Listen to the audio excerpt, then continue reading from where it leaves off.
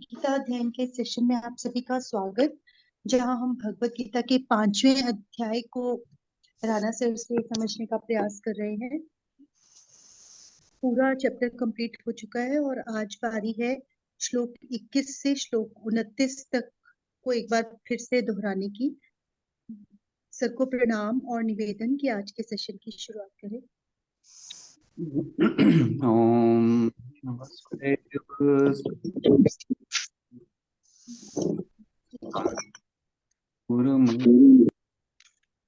देवकी परमानंदम कृष्णं वंदे जगद्गुरु।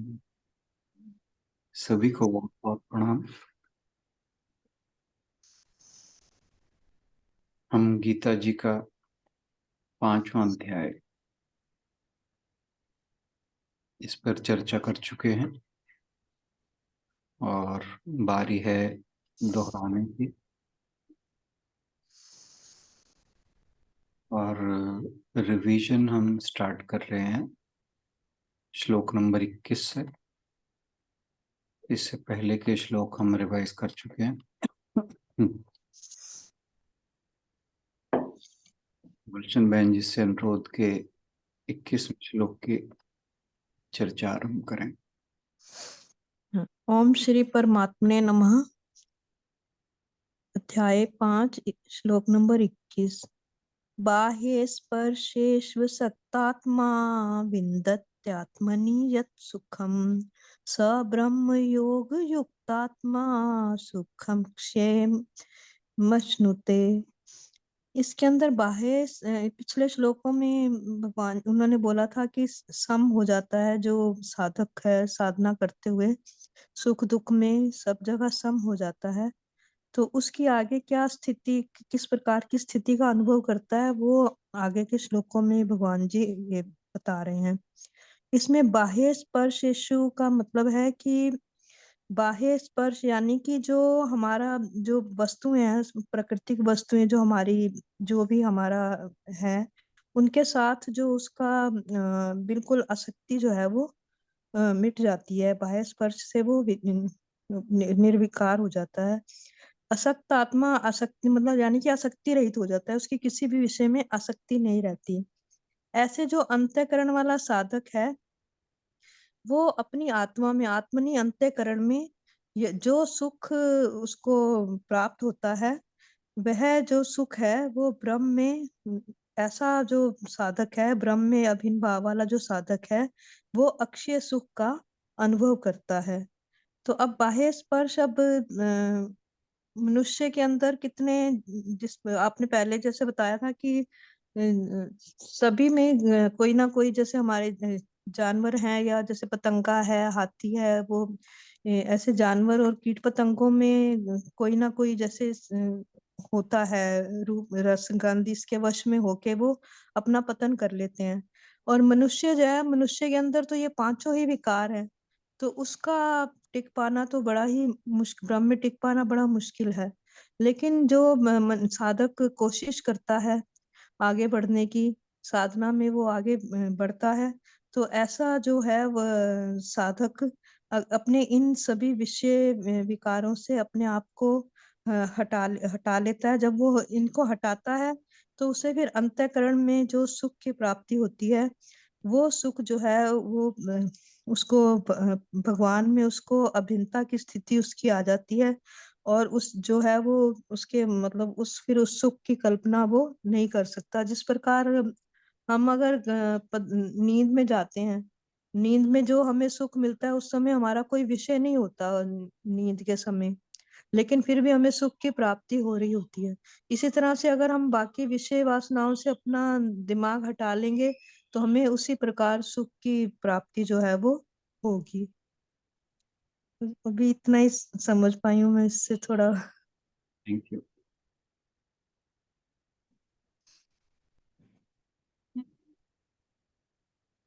और कौन बोलना चाहेगा इस श्लोक के ऊपर?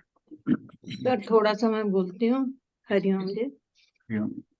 सर इस श्लोक में भगवान जी ने उस ज्ञानी के बारे में बताया है जिसका अंतःकरण बाहर के संपर्कों से अनासक्त हो गया है, जिसका बाहर के संपर्कों से उसका कोई संबंध नहीं है। तो भगवान जी ये कहना चाहते हैं कि हमें अपने आप से ये प्रश्न करना चाहिए कि हम क्यों बाहर के वातावरण से या बाहर के स्पर्शों से या इंद्रिय सुखों से प्रभावित होते हैं। हमें उनकी तरफ नहीं जाना चाहिए, हमें अपने अंदर की यात्रा करनी चाहिए। तो तुलना तो जैसे गुलशन जी ने बिल्कुल ठीक कहा है कि पशु जो हैं वो तो ऐसा अपने आप को प्रश्न नहीं कर सकते कि हम अंदर की यात्रा कैसे करें या भगवान की तरफ कैसे जाएं। तो उनको क्योंकि उनमें ऐसी समझ ही नहीं है। लेकिन हम जो हैं, हमें अपनी आध्यात्मिक उन्नति करने के लिए, अपने आप में अंदर की यात्रा करने के लिए जो बाहर के विषय भोग हैं उनसे परे हटना चाहिए। जैसे वो हिरण की आपने बताया था, हिरण वो सर मुझे याद आ रहा है, शायद शंकराचार्य जी के विवेक चूड़ामणि ऐसा कुछ था जिसमें, हाँ जी, चूड़ामणि में, हाँ, उसमें उन्होंने बताया था कि जैसे हिरण, हाथी, पतंगा, भंवरा, मछली, ये अपने रस, गंध और स्वाद के संपर्क में आने से तो अपना जीवन खो देते हैं। जैसे जो हिरण है वो शब्दों के चक्कर में फंस जाता है, जो शिकारी है उसको संगीत के द्वारा उसको भ्रमित करता है। जो वो संगीत सुनता है तो उधर भागता है, तो उसका वो शिकार कर लेता है। ऐसे हाथी जो है वो हथनी के मोह में आकर वो जो मिट्टी की मूर्ति हथनी की बना देते हैं और नीचे गड्ढा बना देते हैं ताकि उसको पकड़ा जाए, शिकारी जो उसको पकड़ना चाहता है। तो हाथी उस मोह में हथनी की मूर्ति जो है मिट्टी की है उसको वो समझता असली है, तो उसकी तरफ भागता है। तो वो गड्ढे में गिर जाता है और उसको खाना पीना नहीं मिलता, तो शिकारी उसका शिकार कर लेता है। इसी तरह से पतंगा जो है वो भी रोशनी, दिए की रोशनी की तरफ जाता है और उसको इतना ज्ञान नहीं होता कि अगर मैं इसके पास जाऊंगा तो इसमें गर्मी भी है तो मैं मर जाऊंगा, पर वो जाता है क्योंकि अपने वो कंट्रोल नहीं कर सकता अपने आप को, तो वो मृत्यु को प्राप्त हो जाता है। इसी तरह से भंवरा जो कमल का फूल है उसकी गंध की तरफ आकर्षित होता है और उसको पता होता है कि कमल का फूल बंद हो जाएगा, लेकिन वो फिर भी उसका रस चूसने के लिए अंदर जाता है। तो कोई पथिक निकलता है तो उसको पकड़ के तोड़ के मसल के फेंक देता है तो वो मर जाता है। तो मछली कांटे में आटा जो फंसा के हम डालते हैं मछलियों को, तो उसके लालच में आके फंस जाती है। तो यहाँ पे ये इस एग्जाम्पल से ये बताया गया है कि इन पशुओं में एक एक विकार है और उसके कारण ये मृत्यु लोक को प्राप्त होते हैं। हम मनुष्य जिनमें ये तो पांचों ही विकार हैं, तो फिर हम क्यों नहीं हो सकते? इसलिए हमें अपनी जो भावनाएं हैं उन पे कंट्रोल करना चाहिए और अंतःकरण की ओर ही अपने आप को मोड़ना चाहिए, क्योंकि जो वास्तविक सुख है वो प्रभु के दर्शन में, अपनी अंदर की आत्मा, अंदर की यात्रा में जो वास्तविक सुख है वो हमें मिलेगा। ये तो है ही है कि सुख से आनंद तो मिलता ही है, लेकिन वो आनंद क्षणिक होता है, क्योंकि सुख के बाद दुख तो आता ही आता है। जैसे आपने ये भी बताया था कि भाई कोई बहुत पैसा कमा लेता, खूब राइज करता है, लेकिन फिर जब उसका बुरे दिन आते हैं तो फिर दुखी होता है, क्योंकि जो संसारिक सुख हैं उनमें दुख है ही है, उसमें बाद में दुख मिलना ही मिलना है, तो वो क्षणिक है सुख। अगर हम ब्रह्म के साथ अपने आप को जोड़ लेते हैं, अपने आप को ईश्वर के साथ अपना तादात्म्य कर लेते हैं, तो फिर हम प्रभु के चरणों में अपने आप को समर्पित करके असली सुख, जो वास्तविक सुख है हमारा, वो हमें मिल सकता है। और इस श्लोक में यही बताया गया है कि हमें भटकना नहीं चाहिए और अंदर की यात्रा करनी चाहिए, ताकि हर वक्त परम पिता परमात्मा से जुड़े रहना चाहिए। कोई भी काम कर रहे हैं लेकिन काम करते रहें, सब कुछ करते रहें, लेकिन जो हमारी अंदर अंदर की आत्मा जो है उसके साथ जुड़े रहना जो है वो बहुत बहुत ज्यादा जरूरी है। इस तरह से हम आध्यात्मिक उन्नति कर सकते हैं। सर इतना ही थोड़ा सा मुझे थैंक यू।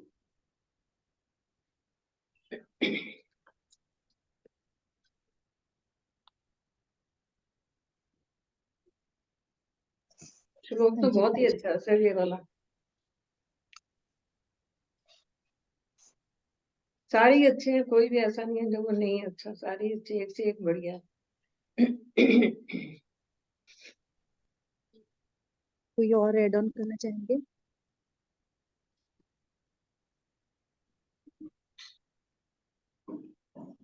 जिनकी टर्न नहीं भी थी इस श्लोक के लिए वो भी अपनी बात रख सकते हैं। उमेश वर्मा जी के नाम से ज्वाइन किया आज किसी ने, स्वागत है आपका। किरण किरण वर्मा हूँ मैं। अच्छा उनका ठीक।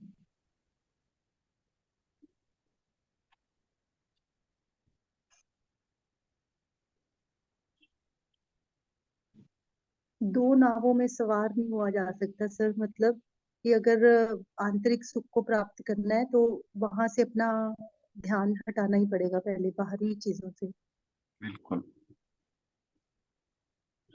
तो और जितना जितना जो चीजें हमें मुश्किल लगती है वो जितना जितना हम फोकस्ड हो जाते हैं उतनी फिर वो आनंद भी आता है और इजी भी लगने लग जाती है शायद। पहले पहले इसीलिए मुश्किल लगती थी कि हम पूरा पूरा उस पर ध्यान ही नहीं दे पाते थे शायद, बहुत जगह अपनी एनर्जी हमारी बिखरी बिखरी रहती थी, तो सारी की सारी एनर्जी हम उधर नहीं लगा पाते थे। बिल्कुल ठीक कहा आशु जी। सब वो जो भजन है ना उसकी जो दो और लाइनें फिर हैं एक बात और भी है ना, पहले पता भी तो नहीं था, अब मालूम भी तो है कि क्या करना है। बिल्कुल बिल्कुल सोचते हैं हम। सही बात है।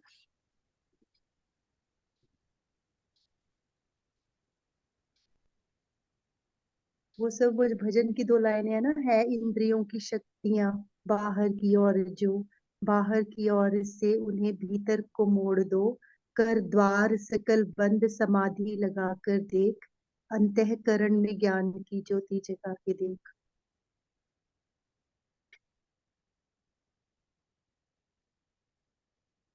जो पतंजलि योग सूत्र का जो दूसरा सूत्र है कि योगश्चित्त वृत्ति निरोध,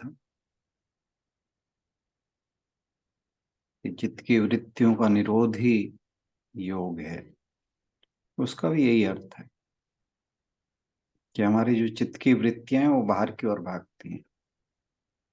हमारे जो जन्मों जन्मों के संस्कार हैं वो हमारी अपूर्ण इच्छाओं के कारण,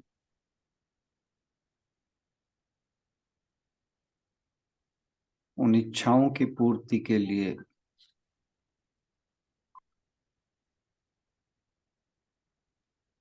पर कहीं तो बंद लगाना ही पड़ेगा, क्योंकि इच्छाएं तो कभी भी पूर्ण नहीं होंगी। एक इच्छा पूर्ण होगी तो दूसरी आ जाएगी, दूसरी होगी तो तीसरी आ जाएगी। अब इच्छाएं समझ, तो कभी पूर्ण नहीं हो सकती, ये अब समझ तो आने, कहीं ना कहीं बंद तो लगाना पड़ेगा। ये अब समझ आने लगा है। जो स्पिरिचुअल जर्नी है उसकी ये खूबसूरती है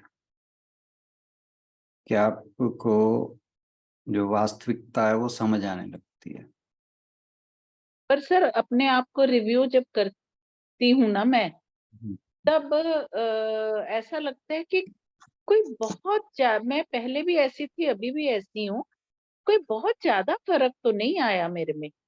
मैंने बहुत ज्यादा चीजें देखो कि कंट्रोल कर ली, नहीं ऐसा नहीं है। वो तो ठीक है, बाहर नहीं जा रही तो बहुत चीजों की जरूरत भी नहीं है, घर में ही हूं तो ऐसा कोई महान काम तो नहीं हुआ कि भाई मैंने बहुत कंट्रोल कर लिया हो अपने आप को। मैं मतलब रिव्यू की बात कर रही हूँ सर, अपने आप को जब मैं करती हूँ कभी, तो ऐसा मुझे मतलब अभी तक मैं कहीं पहुंच नहीं पाई हूँ सर। पहुंच फिर जा, वही मेरी यही एक अभी अभी तक भी पहले से ही मैं बोलती आ रही हूँ और अभी भी यही बोल रही हूँ कि मेरी यही एक चीज अभी नहीं हो पाई है, तो मैं चल तो नहीं, पड़े हो, चल तो पड़े हो कि चले भी बस नहीं? सिर्फ समझ आई है, अभी समझ आई। हाँ तो तो कुछ तो चले भी हो तो रहा रहे है, हो। कुछ हम्म तो हम्म हाँ, ये तो रिव्यू तो करना शुरू कर दिया ना, ये हुआ है अपने आप को। और समझ आई है, हाँ कुछ गलत बोल देती हूँ किसी को तो उसी वक्त लगता है कि यार गलती कर दी, सॉरी कहना चाहिए। बहुत चीजें हो चुके हैं, आप उनको पर नोट करने बैठोगे ना फिर ध्यान आएगा। डायरी लेके बैठना कभी। मैं ये जानना चाह रही थी सर कि क्या चेंज आया है आप लोगों में या आता है साधक में? जैसे ये बोल रहे हैं कि चित्त निवृत्ति हो जाती है, ठीक है, आई मीन इंद्रियों का कंट्रोल हो जाता है, तो वो तो नहीं हुआ है सर, है ना, मुझ में। और किस तरीके का कंट्रोल हो जाना चाहिए? खाना तो खाना ही है, और जो स्वाद पहले का पहले से बना हुआ है उसी तरह का खाना स्वाद आएगा, है ना। मतलब जितना नमक मिर्च की आदत है उसी तरह का खाना स्वाद आएगा। अच्छा, अच्छी और स्वाद चीज देख के सर स्वाद भी लगती है। ये मैं कह रही हूँ किस तरीके के इंद्रियों का कंट्रोल मैं सोचूं कि मेरे में आना चाहिए, या तब ऐसा मानूंगी मैं कि मैं हाँ मैंने वो कर लिया। कैसा कि चीज सामने पड़ी है उसको ना खाऊं तो लगेगा कि मैंने कंट्रोल कर लिया। अब चीज है और मैं लेके भी आती हूँ अपनी पसंद की चीजें, तो कैसे सोचें, क्या रिव्यू करें? मैं मतलब अपने ही मन मन में सोचती रहती हूँ कि ये जो बोल रहे हैं, जैसे बोला कि अंदर की तरफ झांको, सर थेरेपिकली तो हो गया अंदर की तरफ, क्या देखूं अपने आप को, क्या चीजें कंट्रोल करने में खाना छोड़ना है, क्या खाना स्वाद नहीं खाना है, गंदे क्या टेस्ट वाला क्वेश्चन है खाना खाऊंगी आपके? तो अच्छा होगा। मतलब एक चीज पूछ रही हूँ देखो ना, आप कहाँ हो सर, नजर नहीं आ रहे हो? मैं यही हूँ। क्यों नहीं रहे? नहीं दिख रहे हैं, मुझे क्यों नहीं दिख रहे? अच्छा चलो, साइड पे दिख रहे होंगे ना। हाँ हाँ, कहीं चले गए, चलो खैर व्हाटएवर, कोई नहीं, मैं अब वो 4 लोगों के उसमें आ गई, दिख गए सर तो क्योंकि सामने नहीं दिखते तो फिर ऐसे लगता है कि पता नहीं किससे, मतलब किससे बात हाँ, कर रहे हैं? हाँ, तो वैसे आपको भी लगता होगा अच्छा, मैं ये बोल रही थी कि कैसे आप लोग सोचते हो सर, और कैसे किस डायरेक्शन में जाना चाहिए कि हमें लगे कि हाँ इंद्रियों का कंट्रोल हो रहा है, आप अभी क्या कुछ देर चेंज आना पहले चाहिए? कह रहे थे कि मुझे अब समझ तो आने लगा है। नहीं, समझ तो थ्योरी आने लगी ना सर। बस वही प्रैक्टिकल करना है।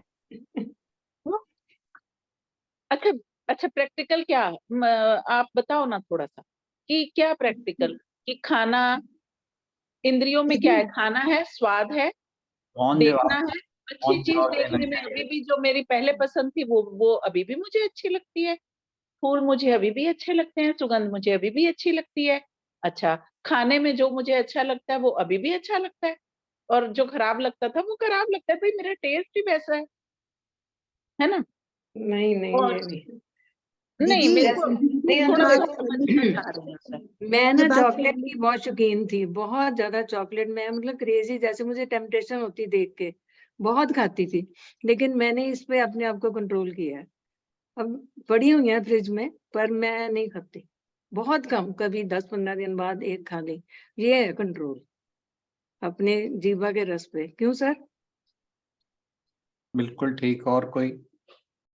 और दीदी मेरे को तो यही लगता है कि वो बार बार हम यही बात करते हैं कि ग्रेजुअल प्रोसेस है। एकदम से हम सोचें कि रात को हम सोएं और सुबह हम बिल्कुल बदले हुए उठेंगे, ऐसा तो नहीं हो सकता। हाँ, इतना अब अपने अंदर इतना चेंज तो लगता है ना कि पहले जैसे एक हर टाइम ही मन करता रहता था, ज्यादा हम उनके पीछे भागते थे, यस, उससे डिग्री तो कम हुई है ना। अब ठीक है, अगर सामने पड़ा हुआ है, अगर गोलगप्पे ही बात करते हैं, हमेशा अगर आ गए तो खा लिए, पर ऐसा तो नहीं है कि हमेशा दिमाग में वही घूमते रहते हैं। मतलब वो उसका जो सोचने का वो था, वो टाइम पीरियड था, वो तो कम हुआ ही है ना पहले से। तड़पते तो यस, नहीं है हम उसके लिए यस, शायद कि बिल्कुल नहीं बिल्कुल मिलेंगे तो ठीक है। मरे ही जा रहे हैं, पहले जैसे हाल होता था वैसा तो नहीं है ना। आप आशु, मुझे तो ये लगता है कि मेरा तो शायद इस वजह से बहुत ज्यादा चीजें, मैं पहले भी बोझ नहीं थी, बट अभी भी ऐसा है, मुझे ऐसे लगता है वो तो मेरा एज रिलेटेड भी हो सकता है। अब मैं बड़ी हो गई हूँ तो अपने आप कम हो गया है, वो या आपको लग रहा मतलब है, लेकिन आप अब आसपास देखोगे तो कई बड़ी एज में भी होते हैं, सबका तो नहीं कंट्रोल होता ना, कईयों का उस समय में भी उनका। बहुत लोग ऐसे हैं वो बड़ी एज, मेरे डैडी जो है वो 83 है बहुत ज्यादा है सर लोग। है ना, 83 है। अभी उन्हें 3-4 साल पहले पेस मेकर लगा और सीधा उनको आईसीयू में शिफ्ट करना पड़ा। आईसीयू में वो 2 दिन रहकर परेशान हो गए, डॉक्टरों के नाम की आफत उतार दी उन्होंने, रात को जीना हराम कर दिया। मुझे कहते कि मुझे खाने को ढंग का नहीं देते। आप जानते नहीं होंगे लोगों के टेस्ट बड्स कैसे हैं। तो ये कहना कि मैं वैसी की वैसी ही हूँ, आपको वैसी ही लगता है। यस, चलो आज अपने हस्बैंड से पूछती हूँ। चेंज तो आती है। और दूसरी बात पता है क्या है, जरूरी, एक्सक्यूज मी, पर जरूरी सर मेरे काम में खलल पड़ता है ना तो मुझे गुस्सा अभी भी आता नहीं, है, ऐसा ये गलत है, ये इसको नहीं ऐसा कंट्रोल कर पाई मैं। ऐसा गुस्सा कोई गलत भी नहीं है। गुस्सा जो है वो अगर किसी अच्छे उद्देश्य से आता है तो कोई बुराई नहीं है। ये हमने अभी 2-3 दिन पहले भी बात की थी कि अगर कामना मन में उठती है, उस कामना का उदात्तीकरण करो, कि उदासीकरण मतलब उसको भगवान की प्राप्ति में लगा दो उस कामना को, है ना। क्रोध मन में उठता है तो उस क्रोध से किसी का भला कर दो, किसी अच्छे तो काम। बस वही मैं कहती हूँ, इतना ही हुआ है कि जब गुस्सा आता है तो उसके बाद मुझे रियलाइज होता है एकदम से, यार बड़ी गलत बात हो गई, बट आ जाता है।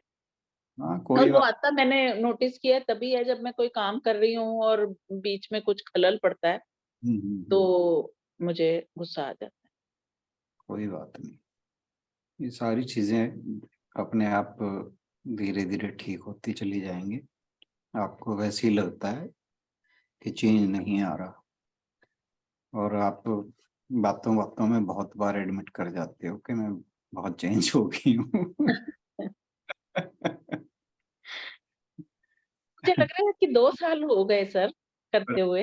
पर कुछ टाइम, तो कुछ टाइम बाद आप फिर भूल जाते हो कि मैं मेरे अंदर चेंज क्या आया था। Don't worry. चलिए, इसी से रिलेटेड हमारे अगले श्लोक भी हैं, शायद से पहले अगले ले लेते हैं, नहीं तो टाइम कम रह जाएगा, फिर इकट्ठा डिस्कस कर लेंगे क्योंकि यही इंद्रियों से रिलेटेड ही है अगला श्लोक भी हमारा। श्लोक नंबर 22 है हमारा, और उसके लिए हमारे साथ गीतांजलि जी हैं, रीता जी और विजय जी। गीतांजलि जी अवेलेबल हैं शायद, बाकी लोग तो नहीं आ पाए हैं।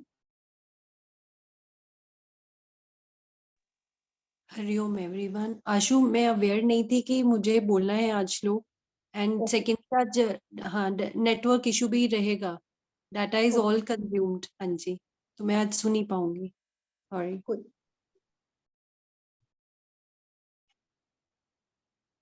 और कोई लेना चाहेंगे इस श्लोक को?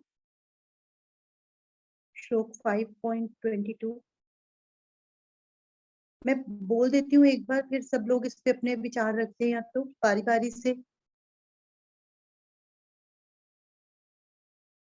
ठीक है आशु, ठीक है। हाँ जी, क्योंकि मिलते जुलते श्लोक हैं, ऐसा कुछ हाँ बिल्कुल मिलते जुलते। ज्यादा डिफरेंस नहीं है। ठीक है। यही संस्पर्शजा भोगा दुख योनय एवते आद्यंतवन्तः कौन्तेय न तेषु रमते बुधः। क्योंकि हे कुंती नंदन, जो इंद्रियों और विषयों के संयोग से पैदा होने वाले भोग हैं, वे सब सुख रूप भासते हुए भी दुख के ही हेतु हैं और आदि अंत वाले हैं, इसलिए विवेकशील मनुष्य उसमें रमण नहीं करता।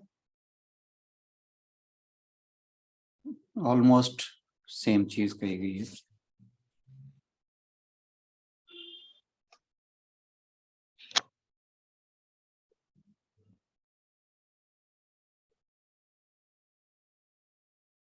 वही आ गया ना कि जो बुद्धिमान पुरुष हैं वो इनमें नहीं रमते, इंद्रिय सुखों में नहीं जाते, भौतिक सुखों की तरफ नहीं जाते, वो अंदर की यात्रा करते हैं। वही सेम ही है सारा ना। पर आपने तो पूरा 1 घंटा लगा के समझाया हुआ है।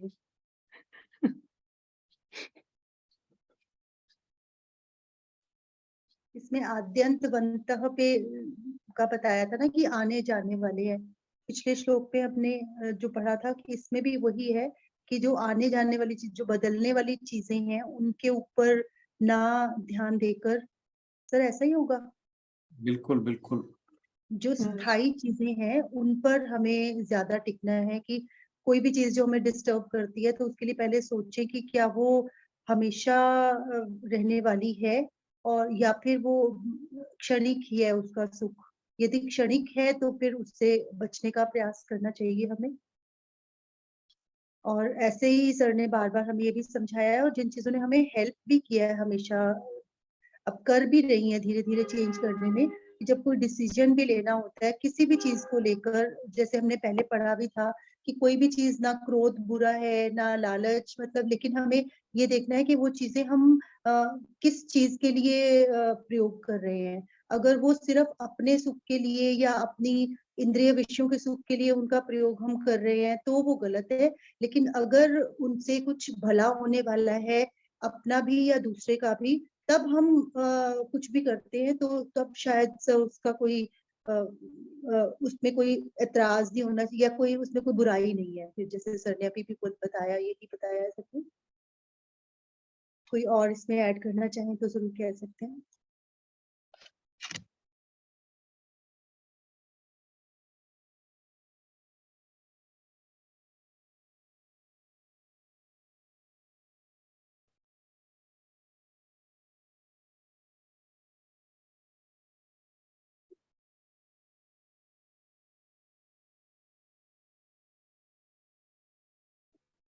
हरदीप भाई साहब, कोई तो कुछ बोले।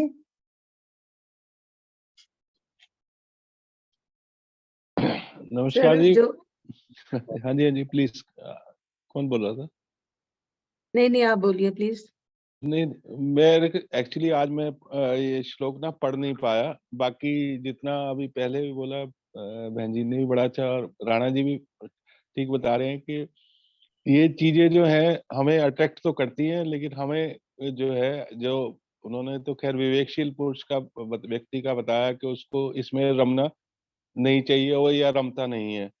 हम लोगों से कई बार गलती हो जाती है। जैसे मैं अपनी बात करता हूँ, मैं थोड़ा मीठा अवॉइड करता हूँ। 3-4 दिन से घर में पिन्नियां पड़ी थी, मैंने नहीं खाई। कल जो है रात को बाई चांस जो है मैंने डिनर वैसे ही नहीं किया, तो वो पिन्नी की तरफ मेरी नजर पड़ गई। तो फिर मैंने जो है एक की बजाय खानी 2 खा खानी ली। पड़ गई फिर। नहीं, बस वही बात है ना, कहीं कहीं कंट्रोल फेल हो जाता है। बाकी कोशिश ये रहती है कि धीरे धीरे अपने जीभ के स्वाद को थोड़ा सा कंट्रोल करें। कोशिश जारी है। बाकी राणा जी का सहयोग है, चल पड़े हैं, कहीं ना कहीं तो पहुंचेंगे ही। भगवान जी की। Thank you.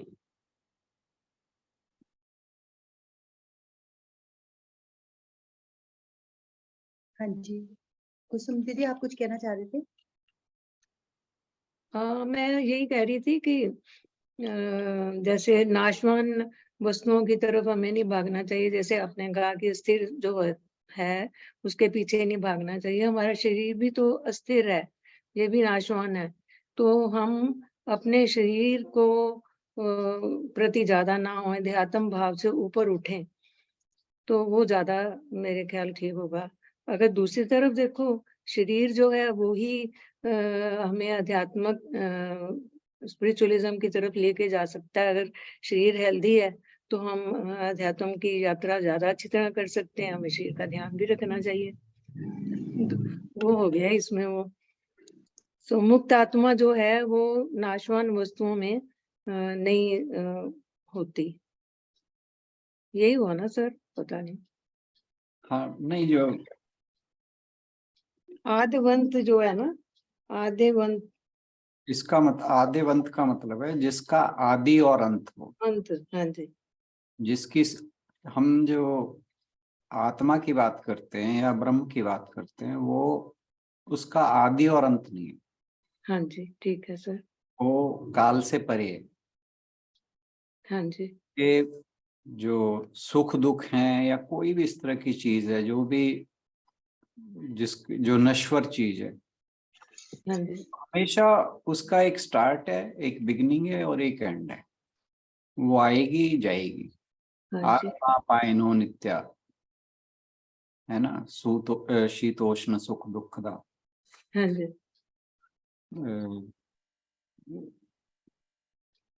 14वां श्लोक था मेरे ख्याल, दूसरे अध्याय का। मात्रा स्पर्शास्तु कौन्तेय, इसी चीज से रिलेटेड है वो। मात्रा स्पर्शा मतलब जो बाह्य विषय है। मात्रा स्पर्शास्तु कौन्तेय शीतोष्ण सुख दुखदा आगमा पायनो नित्या तांत तितिक्षस्व भारत। Bharat, yes sir. तो ये आने जाने वाली, यहाँ पे आद्यंत कह दिया उन्हें, वहां आगमा पायनो कह दिया। वो जो भी चीज आनी जानी है, इसका मतलब है वो नश्वर है, वो सदा रहने वाली नहीं है। सदा रहने वाली क्या चीज है, उसको हमें, ठीक है सर। हाँ, जो आने, आते रमते बुधा, मतलब बुद्धिमान पुरुष उसमें नहीं फंसते। ये जो बुद्धिमान है वो नश्वर चीजों के साथ नहीं जाता। वो राइट, उसके साथ रहता है जिसका नाश नहीं होता। नाश किस चीज का नहीं होता? अपने स्वरूप का, परमात्मा के नाम का, आत्मा का। वो ब्रह्म में स्थित, कहते हैं ना कि ब्रह्म में स्थित है। ब्रह्म में स्थित का यही मतलब है कि वो अपने स्वरूप में स्थित है। और जब व्यक्ति अपने स्वरूप में स्थित है, फिर सुख वो तो प्रारब्ध के अनुसार आएंगे ही आएंगे। जो सुख हैं वो, इसी श्लोक में ये भी कहा कि वो दुख की योनियां हैं, हाँ जी, है ना। यानी वो दुख के बीज हैं। जो सुख हमें अस्थाई चीजों से मिलते हैं, जो अस्थाई सुख हैं, जो इच्छाओं की पूर्ति पे हमें सुख मिलता है, वो वास्तव में दुख का बीज है। यस, वो दुख को ही उत्पन्न करेगा, क्योंकि एक जरा सी हमारी कोई इच्छा पूरी होती है, वो दूसरी बड़ी इच्छा को जन्म देती है। और हम उस इच्छा के या तो पूरा होने पे भयभीत रहते हैं कि ये जाए ना हमारे पास से, या हमें ये होता है कि ये पूरी नहीं हुई, सुख की वजह से दुखी रहते हैं। तो कोई भी ये जो क्षणिक सुख हैं, ये दुख के बीज हैं। तो ये भगवान जी यहाँ बताने का प्रयास कर रहे हैं। हाँ जी सर, ठीक है।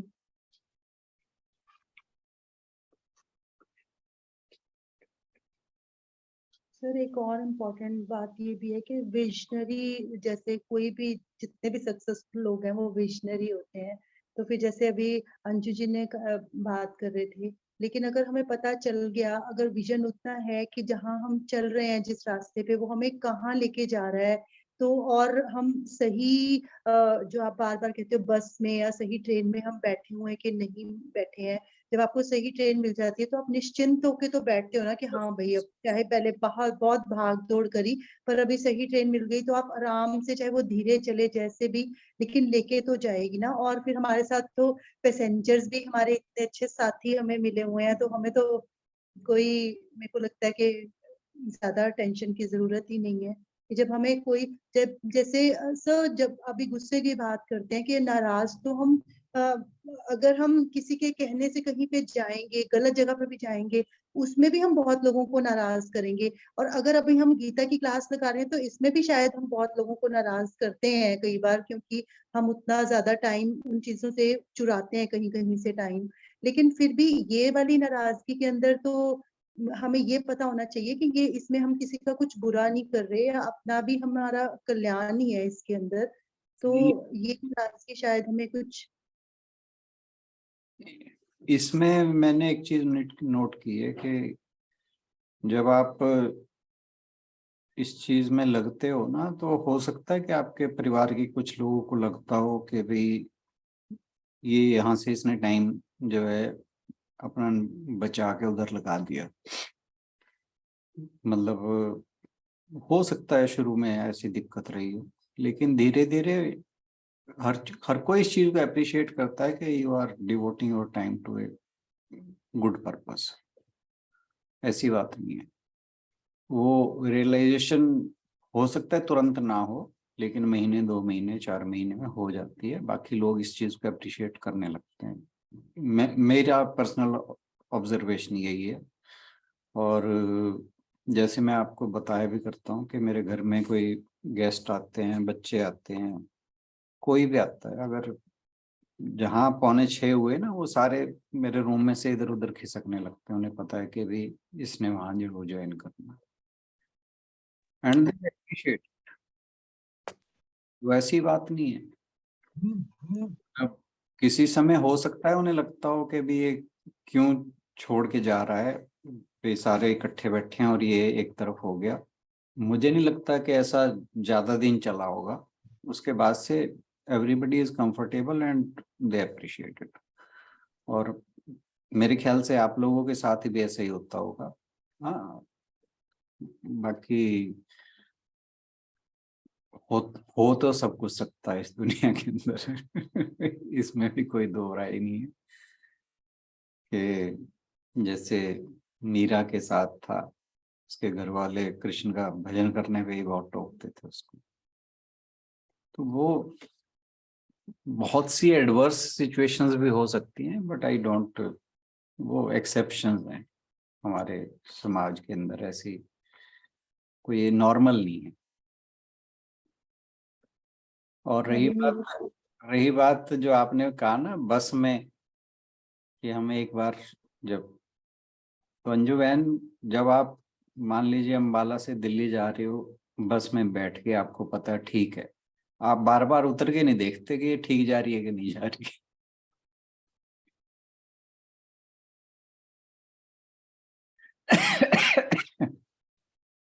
सर जब श्लोक पढ़ते हैं ना तो फिर अपने ऊपर ध्यान जाता ही है कि अपने कहाँ तक हुआ, जैसे इंद्रियों को कंट्रोल करना कहाँ तक पॉसिबल हुआ, या मैं कितने तक पहुंच पाई हूँ इसमें।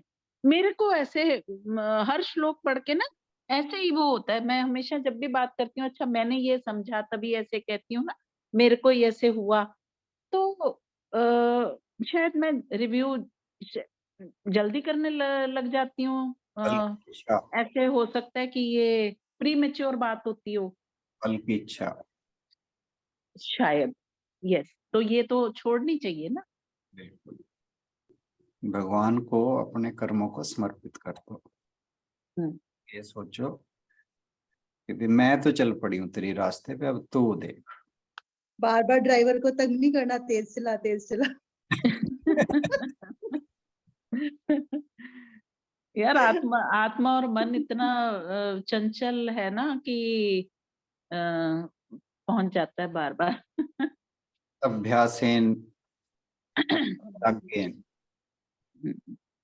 भगवान जी भी नेक्स्ट चैप्टर में ही बताएंगे। सर चलिए नेक्स्ट भी पढ़ दूं क्या? श्लोक मिलता जुलता ही है। और नेक्स्ट श्लोक में जय गोपाल जी, डॉक्टर सुनीता जी और हरदीप जी हैं। डॉक्टर सुनीता जी का मैसेज आ गया था, वो बाहर हैं आज, शायद अभी तक ज्वाइन नहीं कर पाए। जय गोपाल जी और हरदीप जी से निवेदन कि मैं पढ़ देती हूँ, उसके बाद अपने विचार रखूंगी। शक्नोति हैव यः सोढुं प्राक् शरीर विमोक्षणात् क्राम क्रोधोद्भवं वेगं स युक्तः स सुखी नरः। जो कोई इस मनुष्य शरीर में शरीर छूटने से पहले ही काम क्रोध से उत्पन्न होने वाले वेग को सहन करने में समर्थ होता है, वह नर योगी है और वही सुखी है।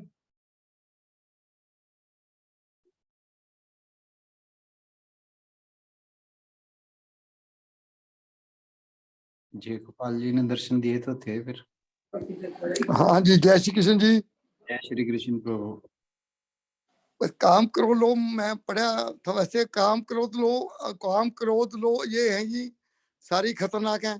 पर इनके वेग को अगर हम को कर लें तो बस कंट्रोल करना इनके वेग को, फिर हम मतलब सही आदमी बनने के नजदीक पहुंच जाएंगे। पर मतलब काम क्रोध लोभ मोह के बारे में ही आप सारा कुछ, यही है हमारे एक दुश्मन है, हमारे सभी दुश्मन है यही हमें है, इन्हीं को कंट्रोल हो जाए सारे काम ठीक है। फिर बिल्कुल आपका काम क्रोध लोभ और मोह बस इन्हीं का खतरनाक काम है, और इनको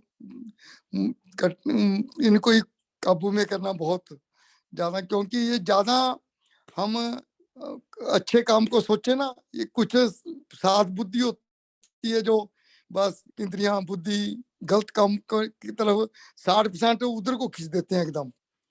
तो 40% अगर हम ठीक हैं, 60% हमें हमारा ही मन अंदर गलत कामों की तरफ भागने की कोशिश करता है। पर इन कंट्रोल बस ये आपके सत्संग पे ही कंट्रोल हो रहा है, ऐसा ऐसा कंट्रोल कर ही रहे हैं जिसमें बस ये है, बस काम लगाम। जय श्री कृष्ण जी। जय श्री कृष्ण।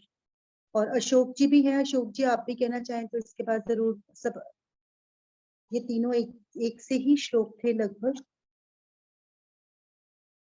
हरदीप भाई साहब। हाँ जी बहन जी, वो इस श्लोक के जब आपने समझाया था राणा जी, तो आपने 5-6 तरह के और वेग भी बताए थे। भूख का वेग, महाभारत का एग्जाम्पल दिया था, महाभारत में किसी श्लोक में आता है। तो ये जो वेग है, जैसे भगवान जी हमें गाइड कर रहे हैं कि अगर हम इसको वेग को बर्दाश्त, क्या काम का है, क्रोध का है या भूख का है, जब हम इनको बर्दाश्त करने में काबिल हो जाते हैं शरीर छोड़ने से पहले, तब हम मोक्ष के अधिकारी बन सकते हैं। तो वेग तो हमारे जीवन में उठते रहते हैं। हमारी कोशिश ये होनी चाहिए कि जो है हम अपने बुद्धि का इस्तेमाल करके इन वेगों से जो है इन वेगों को सहन करने की शक्ति डेवलप करें। धन्यवाद। मिसेस पाठक कुछ कहना चाहे तो। गीतांजलि जी। हाँ जी, हरिओम एवरीवन। सो इस श्लोक पे जो है डिस्क्रिमिनेशन जो है हम आइडेंटिफाई कर पाते हैं ओनली इन ह्यूमन बॉडी जो फॉर्म हमें मिली है, कि जो एनिमल्स हैं वो डिस्क्रिमिनेट नहीं कर पाते अच्छाई बुराई सच झूठ। तो इसीलिए कहा जाता है कि जो ये हमें नर शरीर मिला है, इस लाइफ का बेसिकली हमें जो है उपयोग जो है वो सही तरीके से करना चाहिए, और इसका सही तरीका यही है कि हम अपने स्वरूप को पहचाने। जो हमारा इवॉल्वमेंट है वो तभी होगा जब एक्चुअल में हमें नॉलेज के थ्रू ये पता चल जाएगा और हम डिस्क्रिमिनेट कर पाएंगे, और इन सारी जो बंदिशें होती हैं हमारे सक्सेस के रास्ते में, इस स्वरूप को पाने के रास्ते में, हम उनको ओवरकम कर जाते हैं। और अगर हम वो इस शरीर को छोड़ने से पहले कर लेते हैं तो ही हम मोक्ष के अधिकारी हैं। क्योंकि संगीता जी ने थोड़े दिन पहले जब हम श्लोकों की चर्चा कर रहे थे तो उन्होंने 2 शब्दों को बहुत अच्छे से समझाया था। एक था समदर्शी और एक था समवर्ती। तो उस समवर्ती को मैं बहुत ज्यादा इससे रिलेट कर सकती हूँ कि डिस्क्रिमिनेशन की जो क्वालिटी है वो भगवान ने सिर्फ ह्यूमन फॉर्म में दी है, एनिमल फॉर्म में नहीं दी है। तो हमें उस नॉलेज का जो हमें मिल रहा है उसको एप्ट तरीके से जो है अप्लाई करना है प्रैक्टिकली। हमें रोज अपने आप को एक मुझे लगता है चैलेंज देना चाहिए हमारी स्ट्रेंथ को चेक करने का। तभी मुझे लगता है कि हमें पता चल पाता है कि हम कितना आगे बढ़ पाए हैं इस यात्रा में अपनी। तो दिस इज हाउ मैं जब भी कोई भी श्लोक पढ़ती हूँ, या मतलब जैसे अभी अंजू जी भी कह रहे थे, तो वो जैसे रिव्यू करती हैं, तो रिव्यू ऑफ कोर्स हमें से हर कोई अपने आप को करता होगा, लेकिन मैं इसको बहुत पॉजिटिवली लेती हूँ, इसलिए क्योंकि अब मैं वो सब चीजों को करने की कोशिश करती हूँ जो मुझे अपने लिए एडवर्स लगती हैं। मुझे लगता है कि मेरा जो पेशेंस चेक तभी हो पाएगा या मुझ में जो स्ट्रेंथ है वो तभी चेक हो पाएगी जब मैं वो चीज़ें करूँगी जो मैं करना नहीं चाहती हूँ, लेकिन मुझे करनी पड़ रही हैं। तो अगर मैं उनको एक स्थित प्रज्ञ की तरह शांतचित्त होके कर रही हूँ, तो मुझे लगता है कि इससे थोड़ा-थोड़ा हम आगे बढ़ रहे हैं। सरक ही रहे हैं लेकिन बढ़ रहे हैं। तो मतलब एक-एक करके स्टेप वाइज़ ही होगा और ऑल्सो ये जो जर्नी है वो हर किसी की अपनी जर्नी है।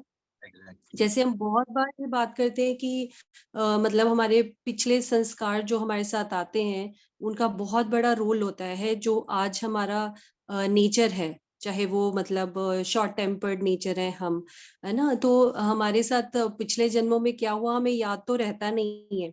है ना? तो इसीलिए हम उनसे प्रभावित होके नेचर जो है वो हमसे ये सब करवाती है। तो इसके लिए मुझे नहीं लगता हमें दोष देना चाहिए अपने आप को। So we should not have a complaint, with ourselves. As far as मैं अगर कोशिश कर रही हूँ अपने आप में सुधार लाने की, तो मुझे अपने आप से कंप्लेन भी नहीं होनी चाहिए। That's all, sir. राइट। हाँ, जय श्री कृष्ण जी। हाँ जी, अगर हमारे से पूछे भाई आपने, राणा जी पूछ लें, चलो भाई आपने, भाई मुझे जब मैं जब से सत्संग कर रहा हूँ आपने कुछ पाया है? हम इनको ये कहेंगे कि हमने खोया है, हमने पाया नहीं कुछ भी।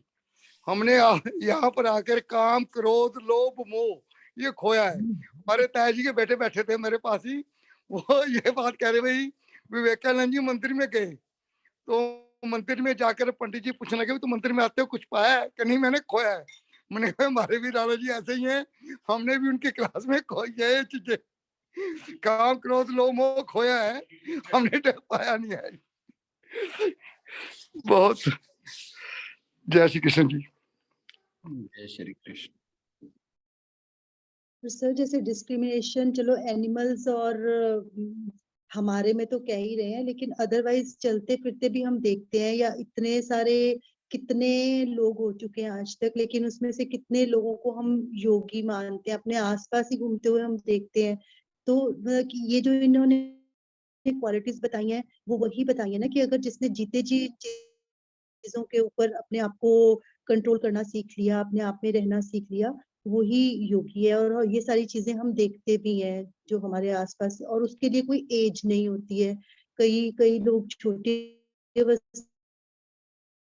बिल्कुल, वो पा लेते हैं, और इससे कोई लेना देना कईयों को नहीं इस कुछ चीज टाइम भी का, लग जाता है। क्योंकि अगर एज के साथ ही आता तो सारे बुजुर्ग जो थे वो ब्रह्म का दर्शन कर लेते। ऐसा होता कुछ नहीं है।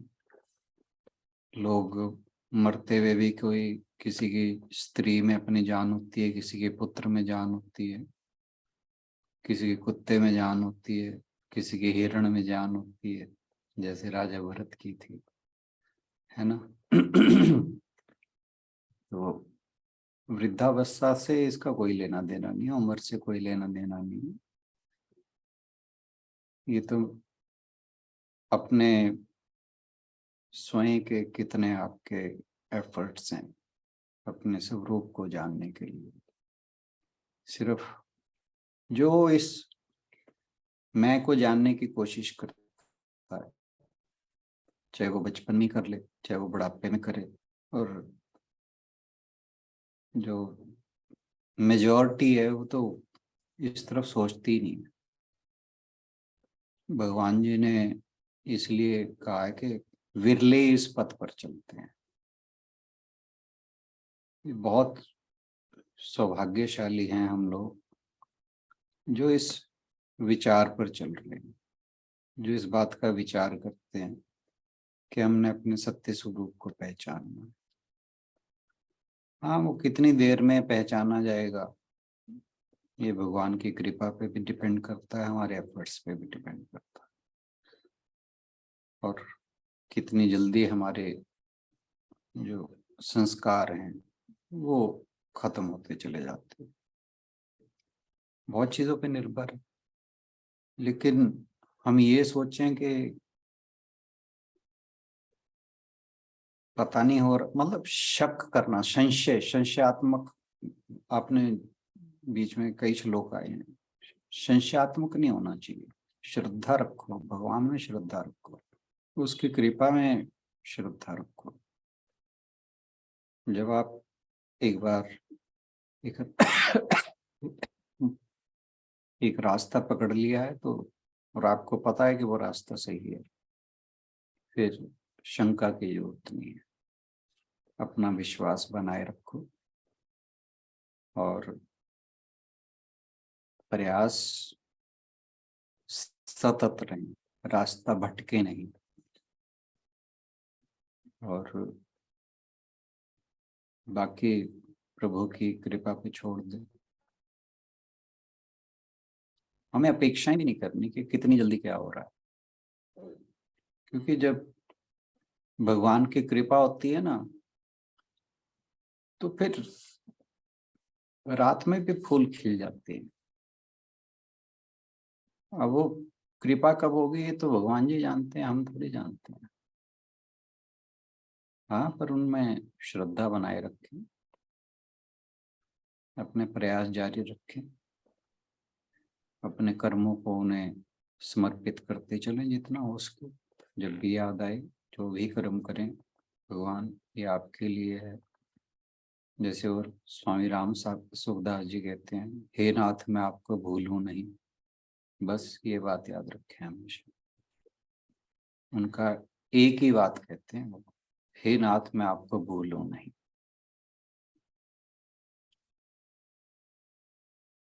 बस आप भगवान को स्मरण करते रहें, कैसी भी स्थिति हो, अच्छी बुरी। वो गुरबाणी में बड़ी अच्छी बात आती है, तो सुख वेले शुक्राना तो दुख वेले सुमरन, यही है ना। मतलब किसी भी हालत में भगवान याद रहने चाहिए। बाकी संशय के लिए तो भगवान जी ने कहा था, संशय आत्मा जो है वो ठीक नहीं है। अर्जुन को समझाई थी बात, श्लोक मुझे याद नहीं आ रहा, मैं 4th चैप्टर में था ये, संशय आत्मा के ऊपर।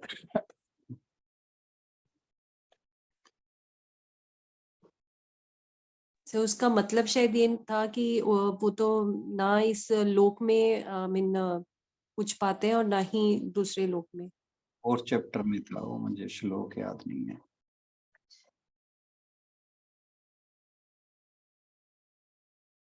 अज्ञश्च श्रद्धानश्च संशयात्मा विनश्यति। नायं लोकोस्ति न परो न सुखम संशयात्मनः। विवेकहीन और श्रद्धा रहित संशय युक्त मनुष्य परमार्थ से अवश्य भ्रष्ट हो जाता है। ऐसे संशय युक्त मनुष्य के लिए न यह लोक है, न परलोक और न ही सुख है। ये वाला ऐसे कह रहे हैं। ये 4th चैप्टर में नहीं है ना। हाँ जी, 4th का 40 से। तो संशय ना रखें अपने मन में किसी भी किस्म का।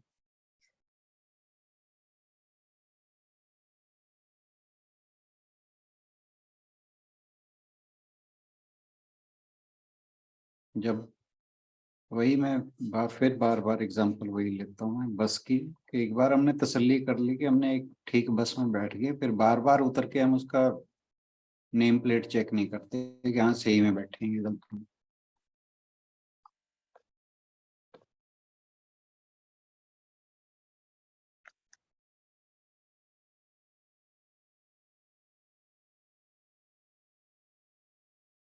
कोई और कुछ कहना चाहे?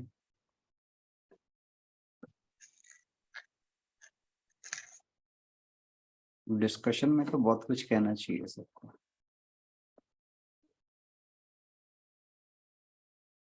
और ये डिस्कशन तो ऐसी है जो हम सबके साथ, जैसे अंजू बहन सबसे ज्यादा करती हैं, बाकी लोगों को भी करना चाहिए। अपने मन की बहुत सी दुविधाएं खत्म होती हैं इससे।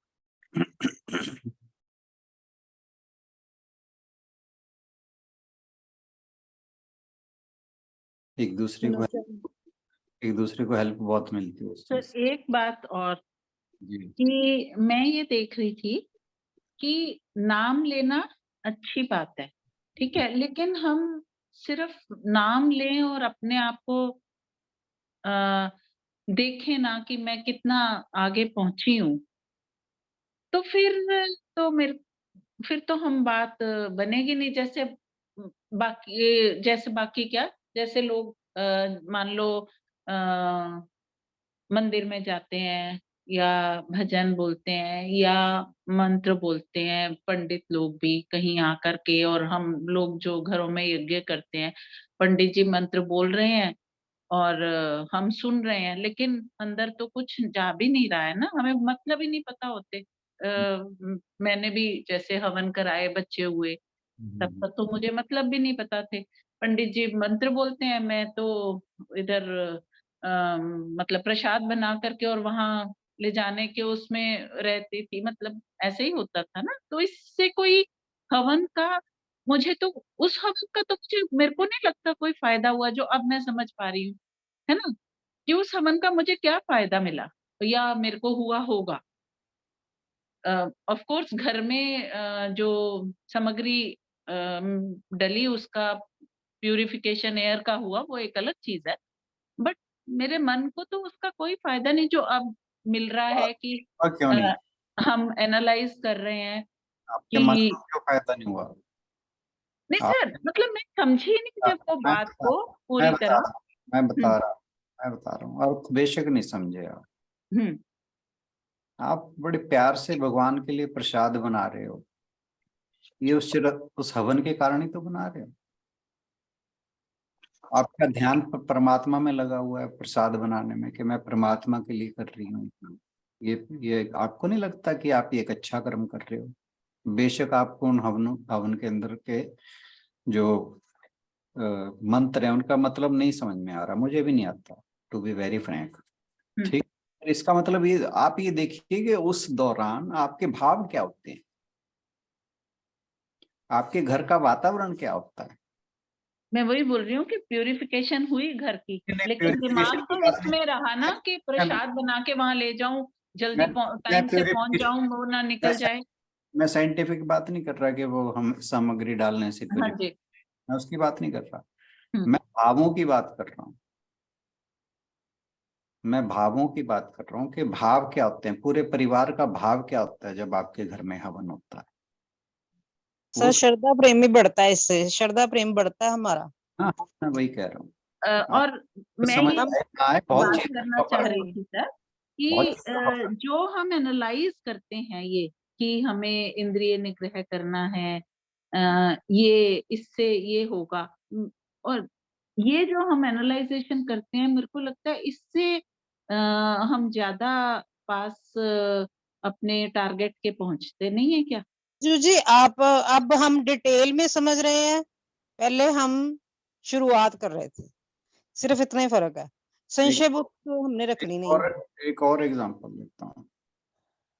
आप घर में दही जमाते हैं,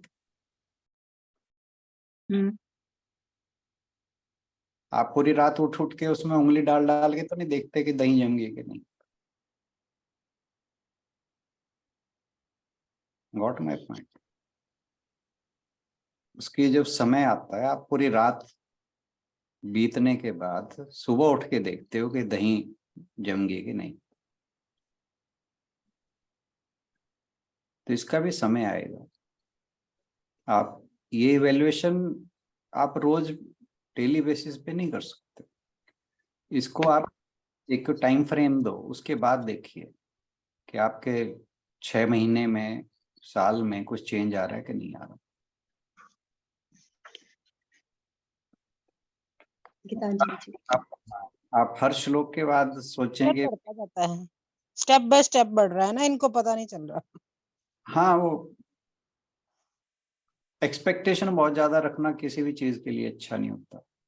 तो प्रोसेस पे विश्वास, जैसे अभी आपने कर्ड का एग्जांपल दिया तो मेरे दिमाग में पहली बात यही क्लिक की कि प्रोसेस पे विश्वास है ना, तब हमें फेथ है कि हमने प्रोसेस जो है वो सही चुना है, ठीक तरह से मतलब स्टेप बाय स्टेप सारा काम किए तो दही तो जमेगा ही जमेगा।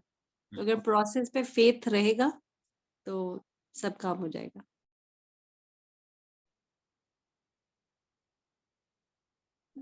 इसलिए आप अपनी प्रोसेस पे शंका मत करिए।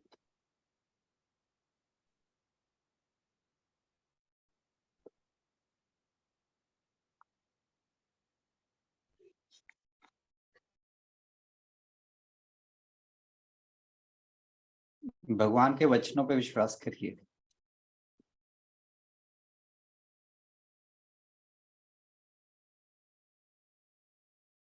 वो श्लोक मुझे याद रखना पड़ेगा। हाँ जी, संशयात्मक है कि वो संशय वाला नहीं वो विरले वाला कि विरलों में नंबर आता है, वो मुझे मुझे तो सर मुझे तो एक ऐसे लगता है कि बच्चों वाली बात ही हो, लेकिन क्या लगता है कि अच्छा ऐसे ना 1 2 3 4 बिंदुवार स्टेप हो जाए। हाँ, फर्स्ट स्टेप ये करना है कि ऐसे चलना है, अच्छा सेकंड स्टेप ये करना है, थर्ड ये करना है, फोर्थ ये करना है, तो भगवान जी मिल जाएंगे। आपकी जो ये बैंकिंग जॉब वाली आदत है ना, हाँ, ये तंग कर रही है। वही ना, हमारे संस्कार ही तो हमें परेशान करते हैं हमारे। अच्छा, हमने मतलब हम कहाँ तक पहुंचे, इस जगह तक तभी पहुंचे कि स्वाद को कंट्रोल कर लिया, इसको कंट्रोल कर लिया। और कंट्रोल कैसे, खाना पीना तो छोड़ना नहीं है, बस ये है कि इतना ज्यादा उतावला नहीं हो जाना कि हाँ ये आ गया तो कंट्रोल ही ना हो। बिल्कुल बिल्कुल बिल्कुल। हाँ, तो ऐसे करके ये स्टेप हो गए, चलो अच्छा हो गया। कोई बात नहीं, हम्म। हर एक के यात्रा इंडिविजुअल है, हर एक की अपनी, और हर किसी के अपने लक्ष्य हैं, हर किसी का अपना रास्ता है। मंजिल नो डाउट हमारी सबकी एक है, और यात्रा हर एक की इंडिविजुअल है, सबकी एक जैसी नहीं हो सकती। तो तरीका हर एक का अलग है ना चीज को समझने का। कोई लिख के याद रख सकता है, कोई पढ़ के याद कर लेता है, कोई सुन के याद अच्छा रखता है। तो मैं लिखने वालों में हूँ वैसे। कोई बात नहीं। मैं पढ़ के और सुन के मुझे भूल जाती हैं बातें, मुझे जब नोट डाउन करती हूँ ना फिर ठीक रहती है। बाकी कंपेयर मत किया कीजिए, और दूसरा भगवान के शब्दों में संशय ना करें। उन्होंने विरलों में आपको चुन रखा है, इस बात पे आपको श्रद्धा रखनी चाहिए। तो मनुष्याणाम सहस्रेषु वाला श्लोक कह रहे हैं ना, मनुष्याणाम सहस्रेषु कश्चित् यतते सिद्धये यततामपि सिद्धानाम कश्चिन् मां वेत्ति तत्वतः। कौन सा चैप्टर है? तो ये मेरे ख्याल से 7वें या 8वें में होना चाहिए, जहाँ तक मेरा ख्याल है। नहीं है सर। हाँ, 7वें का 5वां है। 7th है, 7th 7th का 5 नहीं, तीसरा, 7th का तीसरा। बाकी वो मनोचा अंकल तो हमेशा यही तसल्ली देते रहते थे कि बस ये सोचो कि एडमिशन तो अगली क्लास में ही होएगी ना, जहाँ पे भी आप चल रहे हो, इसलिए ठीक है आप अपना अगर यूकेजी केजी जो भी पास करोगे, अगली बार अगली क्लास में तो जाएंगे ना। इन बारे में सोचना ही क्यों है? नहीं मीन्स जैसे अगर ज्यादा छटपटाहट होती है तो तसल्ली देने के लिए। छटपटाहट भी गलत है ना, मैं तो आपको यही कहता हूँ कि छटपटाहट छोड़ दो। मैं मेरे ये को नहीं तो नहीं कहता ऐसा कि आपको, नहीं आपको मीन्स किसी के लिए भी कह रहा हूँ मैं, आपके लिए नहीं। मेरे को तो बहुत अच्छा लगता है, बल्कि ठीक है कि सही पाथ पे चल रहे हैं, इसलिए बहुत सेटिस्फेक्शन है उस चीज की। बस। नहीं, अधीर तो आप भी हो जाते हो बीच बीच में। नहीं सर, ऐसे अधीर नहीं होती वैसे और किसी तरह से होती